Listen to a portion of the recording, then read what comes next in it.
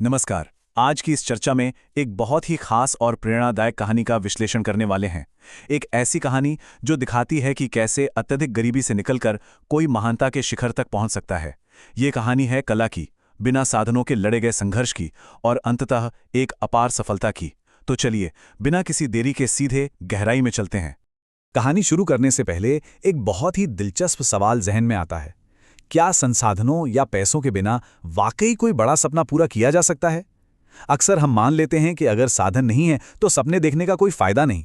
लेकिन आज का हमारा ये विश्लेषण इस आम सोच को पूरी तरह से पलट कर रख देगा। अध्याय एक बड़े सपने की शुरुआत।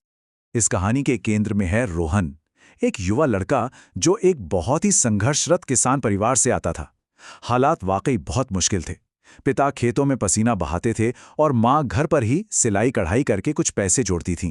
परिवार की आर्थिक हालत इतनी खस्ता थी कि कई बार तो 2 वक्त की रोटी का भी भारी संकट खड़ा हो जाता था। लेकिन इन तमाम मुश्किलों और घोर गरीबी के बीच रोहन के मन में एक बहुत बड़ा सपना पल रहा था, एक महान चित्रकार बनने का जुनून। अब जरा इस संख्या पर गौर करें, 0। ये सिर्फ एक नंबर नहीं है, बल्कि ये रोहन की उस वक्त की असलियत थी। उसके पास संसाधनों के नाम पर बिल्कुल शून्य था। रहने के लिए मिट्टी की दीवारों वाला एक कच्चा घर था और रंग या ब्रश खरीदने के लिए पैसे, वो भी शून्य। लेकिन हाँ, एक चीज थी जो शून्य नहीं थी, और वो था उसका अटूट हौसला और साहस।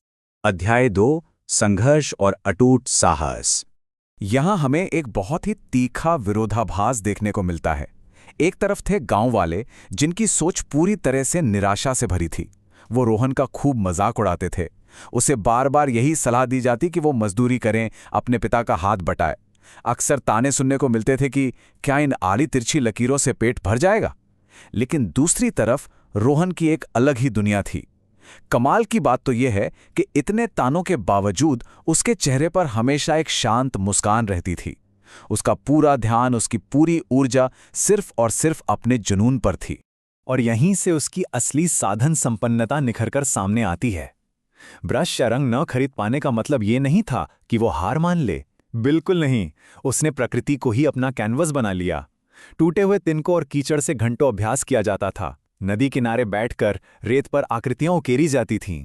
सोचिए, उस इंसान का धैर्य कितना अपार होगा जब हवा का एक मामूली सा झोंका उसकी घंटों की मेहनत को पल भर में मिटा देता था और वो बिना किसी शिकायत के फिर से एक नई कलाकृति बनाने में जुट जाता था। कहते हैं ना कि लगातार की गई मेहनत कभी बेकार नहीं जाती। कीचड़ और रेत पर किए गए इस अथक अभ्यास का असर अब साफ दिखने लगा था। इन अभावों और संघर्ष ने उसकी कला को इतना निखार दिया था कि उसकी हर कलाकृति में एक अविश्वसनीय गहराई और बारीकी आ गई थी। ये वो मुकाम था जहां रोहन की इस बढ़ती हुई कलात्मक निपुणता को अनदेखा करना किसी के लिए भी असंभव हो गया था। अध्याय 3, जीवन में एक नया मोड़। फिर एक दिन सब कुछ बदल गया।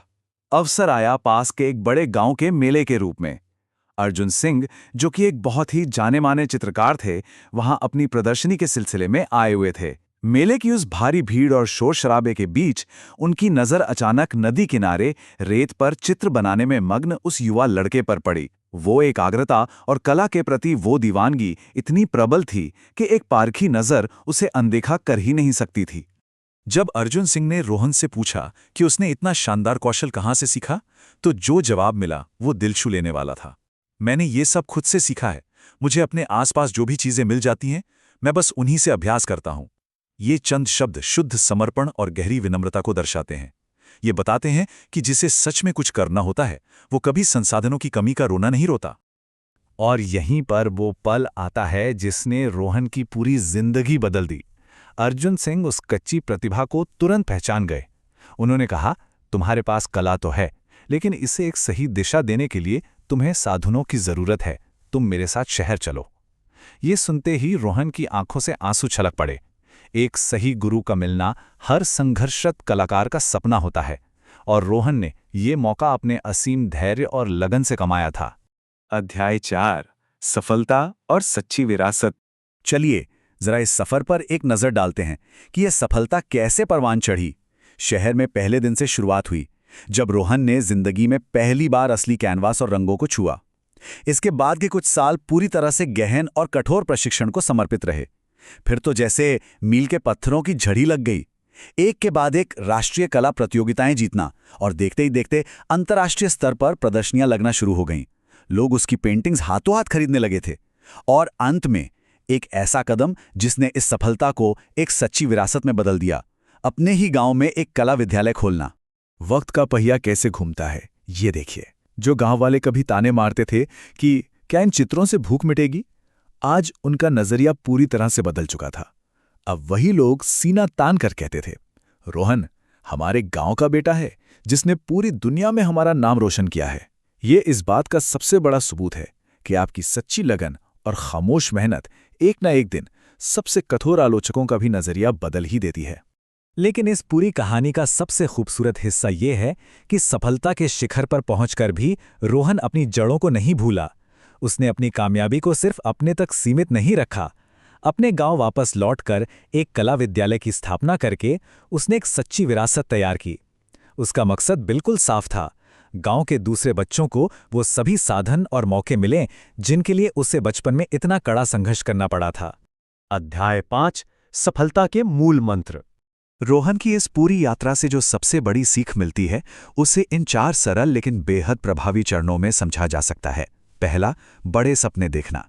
सपने देखना आसान है, लेकिन असल खेल उसके बाद शुरू होता है। दूसरा, कड़ी मेहनत के लिए हमेशा तैयार रहना। तीसरा, अपना दृढ़ संकल्प हर हाल में बनाए रखना। और चौथा, जो शायद सबसे जरूरी है, खुद पर कभी भी विश्वास कम न होने देना। यही वो मंत्र हैं जो किसी भी असंभव से दिखने वाले सपने को सच कर सकते हैं। और ये बात आज की इस चर्चा को बहुत ही मजबूती से समेटती है।